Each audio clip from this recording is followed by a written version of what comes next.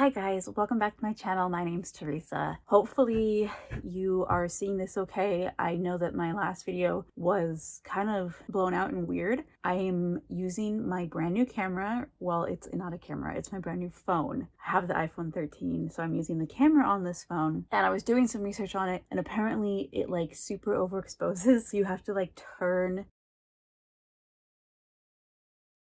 the exposure down, which my old phone didn't have that. I had the iPhone 8. It didn't have the fancy camera or anything like that, so I would just put it on and film to the regular mode to see if that works any better. I don't know. I'm still testing everything out, but from what I read, what I saw, it did say that you should turn your exposure down a little bit because it does kind of overexpose you, which I noticed in that video. I was like, ew, I'm really washed out. So I turned my light down a little bit, and it does look dark to me on the screen, but when I was filming, it looked fine. And then when I put it on the computer, it was like super like, so hopefully this is okay for you all. So November, it's already like halfway through the second week of November. I am trying to catch up. It's been difficult with my dog. He's still a puppy. If you've seen my previous video, you would have seen him. And he is a handful, and it's hard to really find the time to sit down and film with the dog because I can't really like let him just roam around yet because he's still a puppy. It's kind of like having a kid, you know, in the sense of like when they sleep, you sleep. And I totally feel that. So I've been putting him to naps, or when he takes a nap, when he goes down for bed at night, I'm just like, oh, I'm so tired. I'm like, I don't want to film because I'm so tired. But I figure if I don't get this out now or don't get it filmed now, I'm just going to keep putting it off, and then it's going to end up being too late and all of the things. So we're just going to go ahead and film it and just go for it. Enough talking, let's get into what this video is about, right? It's about my November TBR. So I'm awful at TBRs. I'm quite awful at TBRs. I've never been good at them. I've tried to set them in the past. I've tried to do, read along. I've always been really bad at those because I am the biggest mood reader ever. Like, I am such a mood reader that it's very, very difficult for me to stick to a set TBR because I'm like, if I have to read something, I'm like, yeah, I don't want to do that. I want to read this over here because that sounds interesting right now. So this is going to be more of in general, these are the books that I'd like to read before the end of the year, more so than like these are the books I'm going to read in November, because I know myself, and I know there's no way that I'm going to be able to stick to. Sorry if there's rustling. My bearded dragon isn't too happy that I have the light on because he's like, it's bedtime. Sorry, Chuck. So yeah, like I was saying, this is just more of a general, I would just really like to get to these books before the end of the year. And if I do, great. If not, oh well, it just is what it is.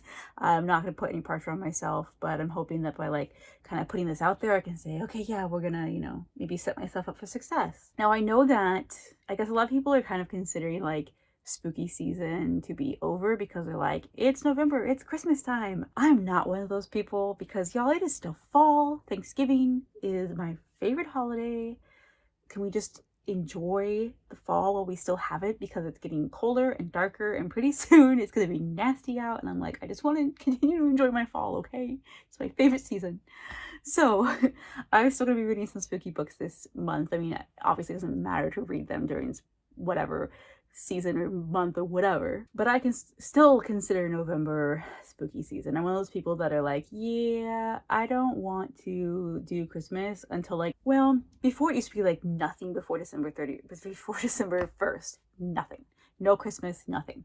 Now I'm like, okay, the day after Thanksgiving, we can go there because, Black Friday and all, don't mind it as much. But before Thanksgiving, nope, we're still in fall. We're still got the fall vibes, the cozy sweater weather, spooky books, spooky TV shows, spook stuff, all the things. So since I didn't read much in October, I'm kind of catching up with myself. I don't know what that little thing was, but I'm catching up with myself and reading some spooky books. So why don't I tell you about the book, since, I've been rambling for like 5 minutes now. So the first book that I am like, I'm going to read it. I have to read it. I have to. That would be Hostage to the Devil by Malachi Martin. This book is the possession and exorcism of 5 contemporary Americans. It's a nonfiction, and if you want to know more about this book, I talked about it kind of in length, probably too much length, in my spooky Christian book video, which I will have linked up there.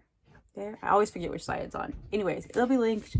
And yeah, so it's basically very self-explanatory. It is literally a book about the stories of the possession and exorcism of 5 contemporary Americans. I believe that it's like the 70s, 60s, and 70s is when these stories take place. Yeah, 1976. So it's a bit of an older book. It's a bit of an older book, but this stinking book has been on my TBR for years and years and years, and I've just never gotten around to it because I'm always wanting to read it during this time of year, and I just have never have. And it's a nonfiction. It's gonna be quite a dense book, and I feel like I have to be in the right mindset for it. But I'm like, I'm gonna be in the right mindset this month. I have to get this book read because I've had it checked out from the library so long. It's due soon. I'm just like, just read it already. Now I do have a couple other non-fiction books that I'm gonna be reading, and this is really funny because I was realizing this as I was kind of picking my books out, that I do have quite a few non-fictions on this list, and it is nonfiction November, but like I wasn't purposefully picking out nonfiction books, that just happened to be what it was. So I was like, hey, I could totally take place in nonfiction November because I got nonfiction books to read. So continuing along with the whole spooky vibes, I have a couple books here that are local to me. The first book, Spooky Oregon. This is the tales of hauntings, strange happenings, and other local lore, and this is retold by S.E. Schulzler and illustrated by Paul G. Hoffman. And I don't know what it is about this illustration style, but I am in love. I just think it's freaking beautiful. This is basically another book that's pretty self-explanatory. It just goes around and takes local legends and lore from Oregon. We have all over Oregon, from Portland to Bend to the beach to Eastern Oregon. I mean, all over. And yes, it is pronounced Oregon. It's not Oregon. That is like, so if you pronounce it wrong, I'm just FYI here, now you know, it's Oregon. It's not Oregon. It's like a huge pet peeve of ours when people call it, like you hear it on TV or the radio and you're like, that's not how you say it. So now you know.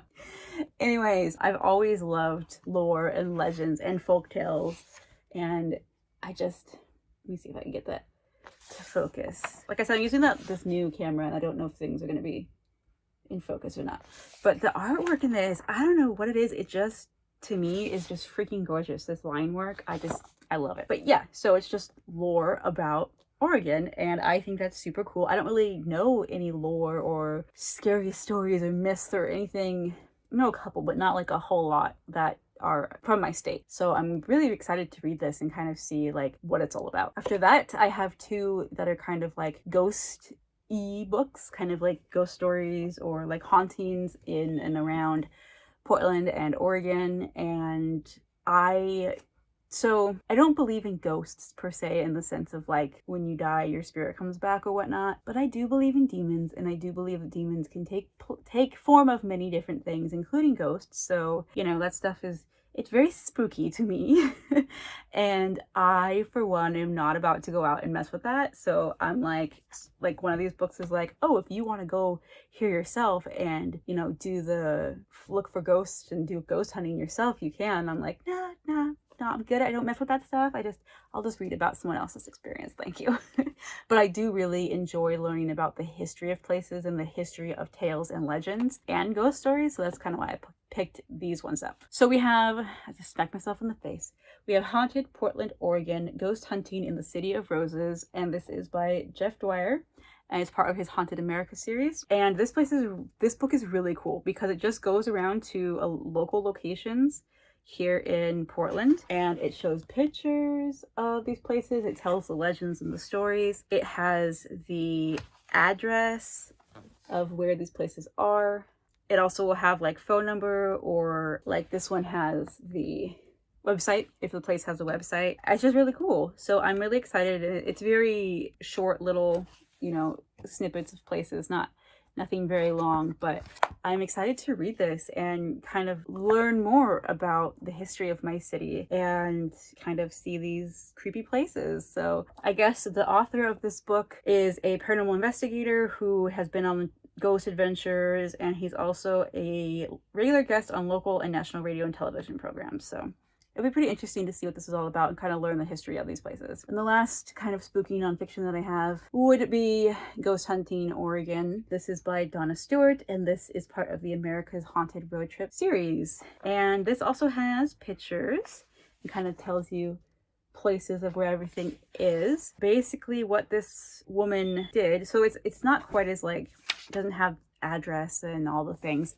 but it does have like the location, the picture, and then like a little bit of a story, you know, about the place. So she is a author and a paranormal researcher. So she went to all these different places. I think it said 30 locations. Yeah, throughout Oregon. And every single one of these places is actually accessible to the public, which is pretty cool, because I know a lot of times on those ghost adventure shows, they go to places that are like privately owned or whatever, but every single one of these places is open to the public. And again, I'm not going to go there and in a ghost hunting sense. I might go there to check it out because there's some really beautiful places here and the history and everything. Yeah, I don't know, I'm excited to read this and, like I said, learn a little bit more about my state and kind of the history and all that stuff. I'm really trying to keep my little synopsises short because I have the worst problem of talking too much and it way over explaining everything. So I hope I'm doing okay of just giving you snippets. Let me know if it's too little, if it's just the right amount, if you like my longer videos where I talk more about the books. I'm trying to like tone it down a little bit because I get too excited. Totally did not realize I have another nonfiction book. It is not local though, it's just in general. And this is Ghostland. This is An American History in Haunted Places by Colin Dickey. And I believe he just goes around to different places in America. This author goes to different places in America, just kind of like the same things before. Those were just Portland, or Oregon, but this is like all over. Just visits haunted places and kind of gives a little bit of information and backstory into them. And I think, yeah, so it's kind of like he's kind of digging deeper into them, not just telling the story, but figuring out like, where did this story come from? Like, is there truth behind the legend? Like, why is this story important to the locals and that kind of thing? So this one has been on my TBR for a little bit, and I really hope to get to it by the end of the year. After that, I think this is the last quote unquote spooky book that I want to read this month, and that would be Small Spaces by Catherine Arden. I've heard really good things about this book. This is a middle grade, and all I know about it is that it's about this field trip that goes out to like a farm, and the bus breaks down, and there's a bunch of scarecrows, and it gives me total Jeepers Creepers vibes, which I am all about. I love Jeepers Creepers, but obviously like in a middle grade format version. So I am excited to pick this one up. I know that well, from my understanding, she's doing 3 more, one that takes place in winter, because this is like fall, one that takes place in winter, spring, and summer. So it would be kind of cool to read each book during the season that it takes place in. It's really relatively short. I should be able to get through this one, no problem. And I am excited to pick this one up and see if I like it as much as everybody else has seemed to like it. Sorry about the fact that the light has changed. Hopefully y'all can still see me okay. On my camera, I look dark, but again, when it loads to the computer, it's like way brighter than it looks to me on the camera. So hopefully this is okay. If not, I'm sorry, I'm learning. And also the fan is on, so the sound is kind of crappy. I apologize. I have a lapel microphone somewhere. I just can't find it, so when I do, I will use that so the fan hopefully won't be such an annoyance. But that's for the dog. I had to turn the light off and the fan on because the dog was getting antsy and wanted to be out here with me. And I'm like, nope, you need to go to bed. So I put his fan on for him and turned the light off. And that's what it is all about, taking care of the puppers. All right, so I do have actually some more nonfictions that I want to read that I forgot about till I was like sitting here and I was trying to think. I'm like, where are all the books that I had planned that I was going to read? And of course they were downstairs, so I had to go get them as well. Okay, Aoife over at Words of Clover, I believe her channel is. She is an Irish booktuber, and she's doing kind of like a read-along sort of thing where she's basically, I think it's like a week in November, like halfway through the month or something. I can't remember. I'll have to check, but I'll link her channel down below, where she's reading books about dogs. So she's kind of doing like this read along thing where we just all for like this week of November read books about dogs. And I was like, hey, I love dogs and I'm totally down for reading books about dogs. So I have a couple nonfictions that I would really like to get to. The first one is The Art of Raising a Puppy, and this is by the Monks of New Skeet. And this is basically a book. I mean, it's pretty dang explanatory, but it's all about raising a well-rounded puppy. And these monks, they raise and breed German Shepherds. Hint, you know, puppy German Shepherd on the cover. I have a German Shepherd. When I saw this at Half Price Books, I saw like the spine and I was like, German Shepherd. Didn't focus, there we go. So I was like, yeah, I gotta get this book. And it has pictures, and I do believe this is an older book, but it has been This is a completely revised and updated edition, and basically they just talk about their philosophy of raising dogs. And they, for my understanding, train with positive reinforcement, which is what I personally believe is the best training method for animals, period. And I'm excited to read this. It's been a very, very long time since I've had a puppy in my house. It's been at least 12 years since I've had a puppy, and I've never had a German Shepherd, and I know that they are, you know, they can be challenging. So if not raised correctly, I'm like, I really want to raise him correctly. So I got this and I want to read this, and this might be one that I kind of read through November and December, not just in November, but I'm curious to read this and see what they have to say and see if I can get any insight out of this book helping me raise my own puppy. Next, Inside of a Dog: What Dogs See, Smell, and Know by Alexandra Horowitz. And this one is, the author is a cognitive scientist. So this book, it says, the answers will surprise and delight you as Alexandra Horowitz, a cognitive scientist, explains how dogs perceive their daily worlds, each other, and the other quirky animal, the human. So it's basically just, well, what I just said. I'm trying to like get better at this synopsis thing. And I mean, I haven't read it, so I don't know much about it. But I guess it basically just talks about, you know, dog body language, dogs' behavior, why dogs are the way they are as far as how their brains work. And I am fascinated with that kind of stuff. I love anything that has to do with animal science. So I'm really excited to pick this one up. Again, I think this is probably going to be one that I'm reading over the course of the next 2 months, just to kind of, I mean, I don't know, I might just plow through it, I don't know, but nonfiction, I like to kind of take my time with it and digest it, you know, so it might be over the next couple months that I'll be reading this one. And the last nonfiction that I have, well, not the last nonfiction, but the last dog nonfiction one that I'm going to be reading, the last dog one period I'm going to be reading, or attempt to read this month anyways, I should say. That is The Dog Who Loved Too Much, and this is by Dr. Nicholas Dobman, and he is a amazing dog person. I can't remember if he is a veterinarian. I think he's a veterinarian. Yes, he's a veterinary behaviorist. That's what he is. I have found my past dog that I had, who passed away a couple of years ago, Scooter, had very, very severe anxiety, and so I learned a lot about animal behavior, and Dr. Dobman was one of the people that I really kind of looked to as far as like watching videos and reading books and stuff about my dog. And this one is Tales, Treatments, and the Psychology of Dogs. This is basically talking about like if your dogs have problems, like why it is that they are the way they are, kind of like the other one too, but more, I think this is more of a behavioral thing, kind of like how to work through your dog's problems and make a well-rounded happy dog. And you know, I really want to set my puppy up for the best life possible, so I think reading all of these are kind of put me in the right place to be able to make his life the best possible, and that we can communicate the best way that we can and not frustrate either of us, because it can be quite frustrating trying to raise a dog. So yeah, that's the other one that I plan on reading for her readathon. I don't know if it has a name, but it's just like read dog books. So I'm going to be reading those 3. And the last nonfiction that I have that I'm hoping to get to this month, this is a very ambitious TBR. There have been months where I could totally read all these books no problem and more, and there are months when I don't read at all. So we're going to see what happens. But the last nonfiction I have, and it's pretty short and it's really fun, The Science of Jurassic Park and the Lost World, or How to Build a Dinosaur, by Rob Dessel and David Lindley. This is a book all about the actual science that is behind Jurassic Park and Jurassic World. But I believe it's put into layman's terms, which is nice, because as much as I love science and love biology, I am not a biologist, I am not a scientist. So I need layman's terms, and I'm so excited to read this. When I saw this on the shelf, I like squealed, because Jurassic Park and the whole franchise, Jurassic Park, Jurassic World, the books, the movies, the game, everything about them is my favorite fandom ever to exist, ever. I'm obsessed with dinosaurs. I wanted to be a paleontologist when I was a kid, like obsessed with dinosaurs.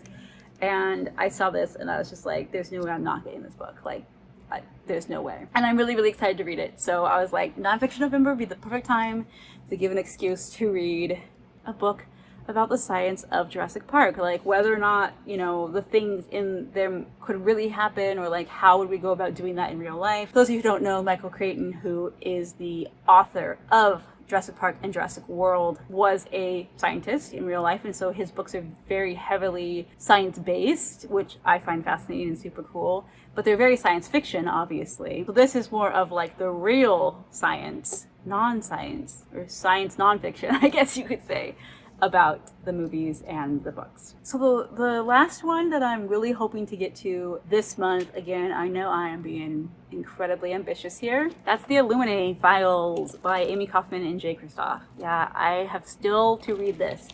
I hear nothing but great things about this. For those of you who don't know, I'm sure most of you who are watching this probably do know what this book is about.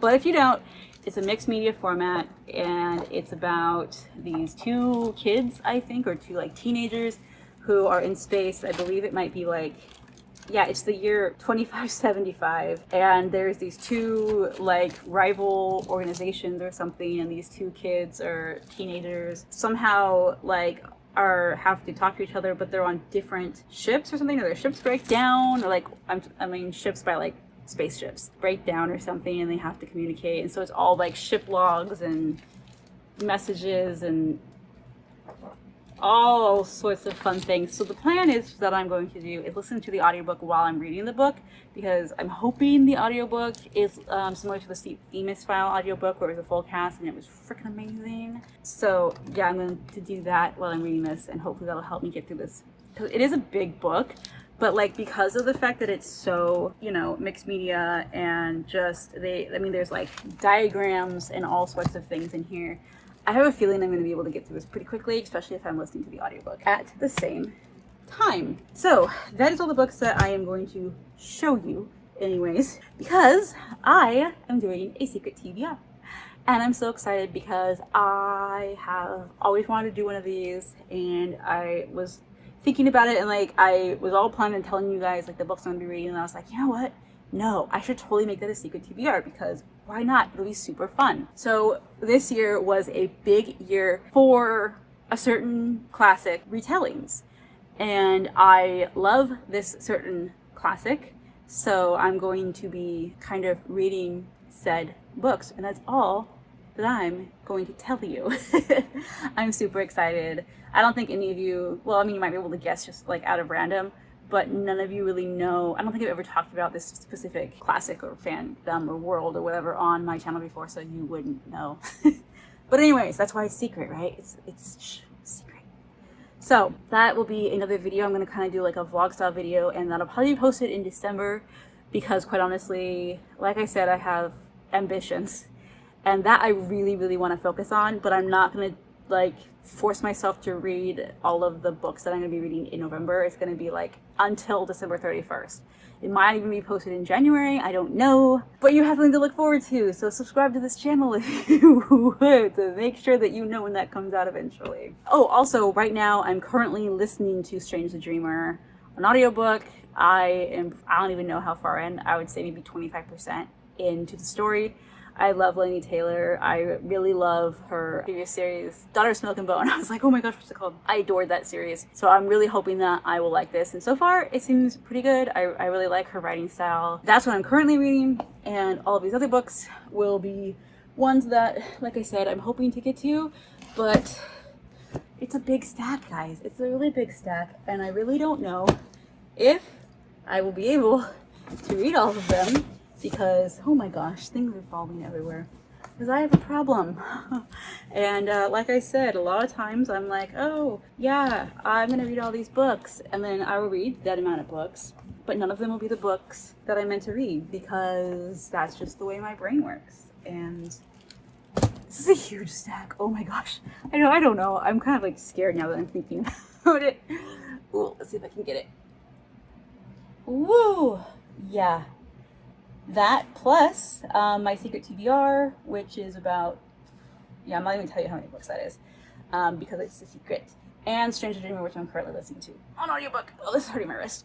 That's 9 nonfictions and 3, including Strange the Dreamer, fiction books that I want to read. 12 books in November, and it's already the 10th, and I'm only 25% through one of the books. Ooh, I can do it, like I can, because I've read that much before. It's just a matter of will I? I don't know if I can physically do that this month. I've been really dealing with, my health has been flaring bad. I've been having some really bad fatigue problems. I've been dealing with a dog and everything. It's hard to like sit down and read because it takes up a lot of my time, because he's a puppy and he needs attention and love and all of the things, which I'm not complaining about, but it does make it hard to read. So I'm hoping that because some of these are, well, like, you know, this one is super small, and Illuminate Files is mixed media, and then the rest of these are all nonfiction. Hopefully I can get through them pretty quickly. And then, like I said too, a couple like the dog ones, I'm not going to be like super strict with myself if I don't finish them in the month of November. I'm gonna kind of be like, it's totally cool to roll them over. I guess all the nonfictions, really, I'm gonna be like, it's cool to roll them over. I'm going to do my best to finish them in the month of November, but I definitely want to finish these two and Strange the Dreamer this month. So I guess you could say, oh, and this one for sure. So I guess my like official or official unofficial TBR or unofficial official TBR, I don't know how you put that, for the month of November, the books like I want to read and finish in this month are Illuminate Files, Small Places or Small Spaces, and Hostage to the Devil, as well as Strange the Dreamer. So 4 books that I would like to finish in the month of November, but 12 books altogether. So we'll see how it goes. Wish me luck, guys. I need it. Especially with traveling for Thanksgiving. I'm going to visit my boyfriend for Thanksgiving, and I don't read much while I'm with him because we don't see each other that often because we're long distance. And so he's not a reader, so it makes it kind of hard to like read. But I listen to audiobooks on the road, so maybe I can get a book or two in that way. Alright, guys. Anyways, thank you for watching this video. And hopefully you can hear me okay still. Hopefully the light's not too crazy, and I will do my best to, you know, get better at this, get better at the filming, get better at figuring out everything. So thanks so much for watching, guys, and I hope I'll see you in my next video. Bye.